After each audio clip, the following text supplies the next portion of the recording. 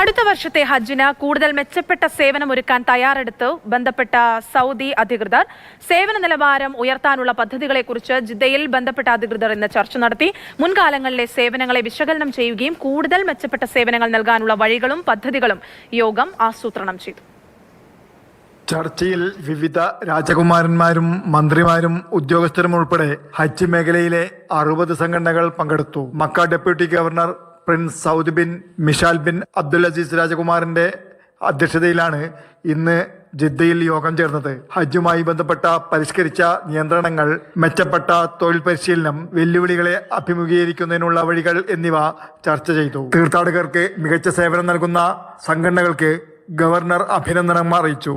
അടുത്ത ഹജ്ജിന് മുൻകൂട്ടി തയ്യാറെടുപ്പുകൾ ഉറപ്പാക്കുവാൻ മക്ക ഡെപ്യൂട്ടി ഗവർണർ ഉണർത്തി. സേവനങ്ങളും സൗകര്യങ്ങളും മെച്ചപ്പെടുത്തുന്നതിന് സഹകരണം വർദ്ധിപ്പിക്കേണ്ടതിന്റെ പ്രാധാന്യം അദ്ദേഹം അഭ്യർത്ഥിച്ചു. ഈ വർഷത്തെ ഹജ്ജ് സീസണിലെ നേട്ടങ്ങളും കോട്ടങ്ങളും വിലയിരുത്തി. നുസൂക്ക് കാട് തായിഫ് അന്താരാഷ്ട്ര വിമാനത്താവളത്തിൽ നിന്നുള്ള പരിശീലന യാത്ര, മക്ക റൂട്ട് പദ്ധതിയുടെ വിപുലീകരണം, ജിദ്ദ മക്ക ഹൈവേയുടെ 51 കിലോമീറ്റർ വിപുലീകരണം, മിനയിൽ നിന്ന് മക്ക ഹറമിലേക്ക് ഗതാഗത സൗകര്യം വർദ്ധിപ്പിച്ചത് തുടങ്ങി വിപുലമായ പദ്ധതികളുടെ വിജയത്തെക്കുറിച്ച് ചർച്ച ചെയ്തു. Jafar Ali, Palakkode, Mathrubhumi news, Jeddah.